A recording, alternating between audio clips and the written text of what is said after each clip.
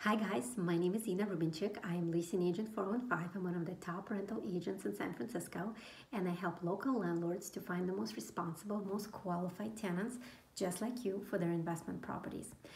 San Francisco is not an easy place to find a rental. Housing market is very limited. It's pretty old and it's very expensive. So I wanted to share 10 tips to help you score the best possible rental in the city. Tip number one, know your neighborhoods. So a great resource to read up on the neighborhoods is Thrillist.com, where they give you a price of an average one bedroom in the neighborhood, gives you pretty good descriptions, gives you some ideas as to what kind of restaurants, cafes, and what kind of vibe you can get in the neighborhood, as well as some quotes from the locals. It's super useful and very fun to read. Another thing to do is definitely check out Trulia.com for crime heat map, just to make sure you understand your neighborhoods and how comfortable you are. So divide San Francisco roughly in three parts: northern, central, and southern. Northern part of San Francisco is Pacific Heights, Marina, Presidio Heights, Russian Hill, Telegraph Hill, North Beach. Central is Civic Center, Hayes Valley, Dubois Triangle, Panhandle, Nopa, Coal Valley. And southern side of the city is Noe Valley, Potrero Hill, Mission, Bernal Heights. So your neighborhood will most likely depend on where you work. So if you work down in Silicon Valley and you commute down there every day, most likely you want to be on the south side of the city, because you will avoid an extra 30-minute commute through the city in the rush hour. Tip number two, walk the neighborhoods. Put your running shoes on and walk during the day and at night. How comfortable are you? What kind of people are you meeting? What do you see on the streets? How close are you to a grocery store? Do you see cool, fun cafes? Does the neighborhood offer all the amenities you're looking for? Is it flat? Is it hilly? Does it have dog parks? Does it have tennis courts? Make sure that it checks as many boxes as possible. Number three, figure out your budget. So in San Francisco, landlords require that you gross at least 2.5 to 3 times the rent. So if you think your budget is $5,000, you need to be grossing at least $15,000 a month. And if you don't, that's okay, because landlords will look at savings. We will look at stock options and bonuses, and in many cases we will consider a guarantor. A guarantor is someone who is not going to be on the lease, but somebody who is going to be taking over your rent payments, or be responsible for your rent payments in case you get laid off or something bad happens. It's usually a relative or a parent or a very close friend. Tip number 4, consider getting a roommate. When you get a roommate, you pretty much double the power. If your budget is, let's say, $3,000, all of a sudden you can look at a $6,000 apartment, which may be in a better neighborhood, will have better amenities, washer dryer in the unit, a parking spot, great views, and could be walking distance to all the places that you enjoy. Some of the resources on Facebook are Bay Area Roommate Finder, SF Roommate Exchange, and San Francisco Roommates. Check it out. Usually these are people who already have an apartment and the roommate has moved out and they're looking to replace one. And sometimes these are just people who are moving to San Francisco and they're looking for roommates, and you can go and look together. One of the points that I need to mention is that be sure you have everything sorted out with this potential roommate, and determine specifically what will you do in case one of you moves out? What will happen? Who's responsible for what financially? In terms of security deposit, in terms of cleaning, and so on. Tip number 5, research. In San Francisco, believe it or not, love it or hate it, Craigslist is your best friend. The way it's designed is that every 48 hours, the post expires. So the landlord or the leasing agent has to repost it. So which makes it basically the most up-to-date platform. So what you do is go to Craigslist.com, select housing, San Francisco, select your neighborhoods, and select your budget and your and the number of bedrooms you're looking for, and just review the ads. See what you like. Do you like what kind of photos there are, what kind of descriptions there are? Read them, and if there's a phone number provided, call or text. Emailing doesn't work very well because it takes a lot of time to respond to see the email, to respond to it. But if you texted me, it's right in front of me, and we are very likely to make an appointment within a few hours, and you may have the apartment by the end of the day. So tip number 6, please beware of scams. They exist, unfortunately, and if something seems too good to be true, it probably is. If somebody is telling you that, oh, I'm out of town, but if you send me $500, I will hold this apartment for you because you sound like a great tenant, exactly what I'm looking for, do not believe that. Do not wire money to anybody until you have toured the place, you have all the answers, or you've received all the answers to all your questions, until you filled out the application and signed the lease.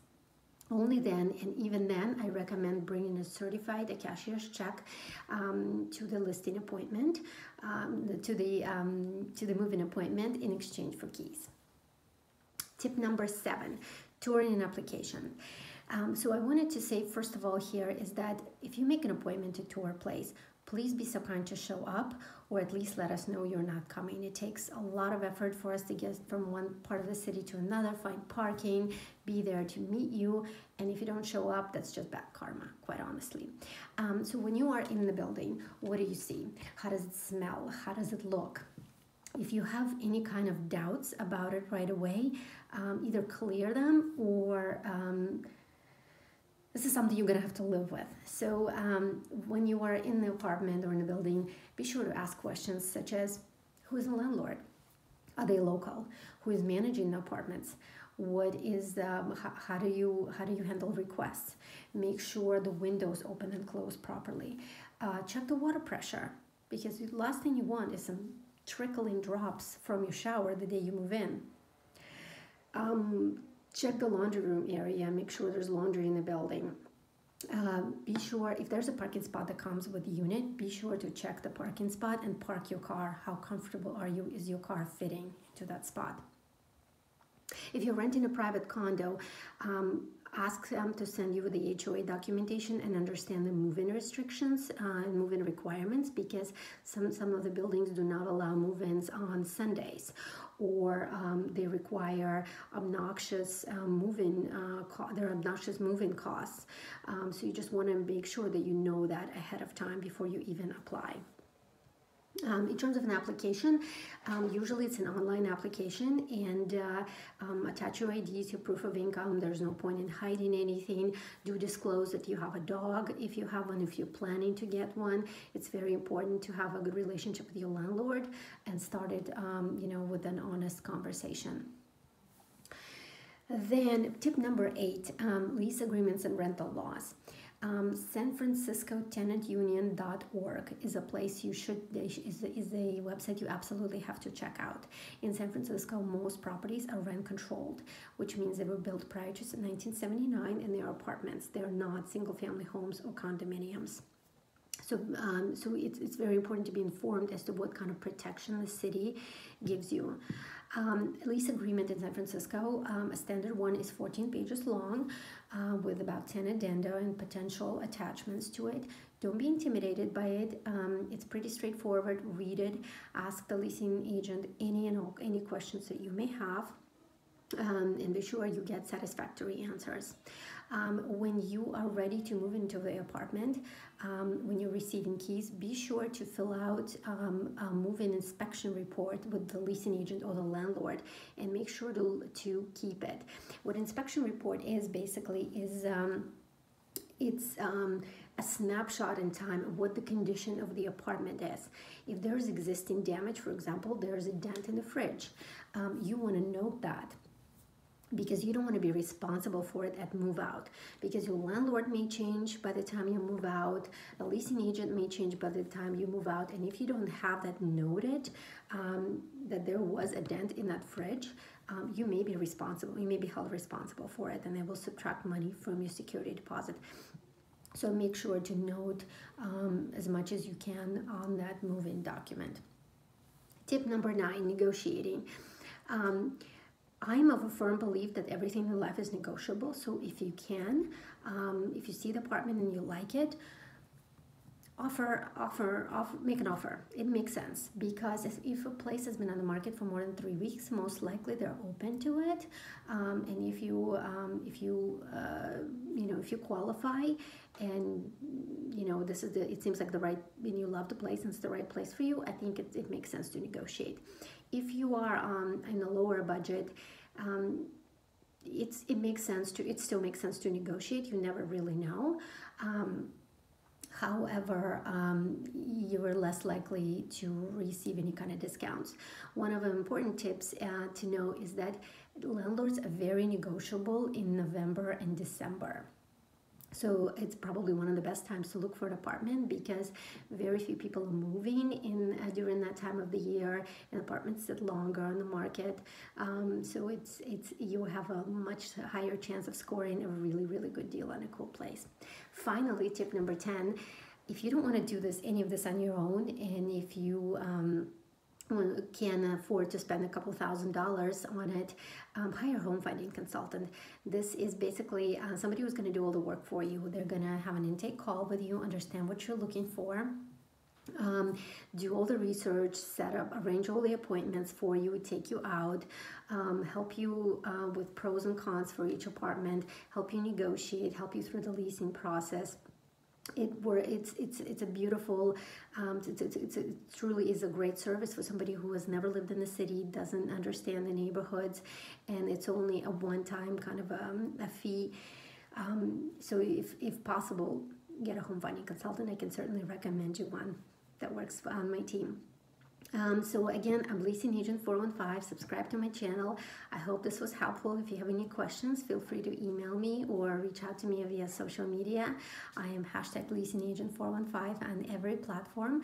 I hope it was useful and helpful, and I hope you enjoy living in San Francisco.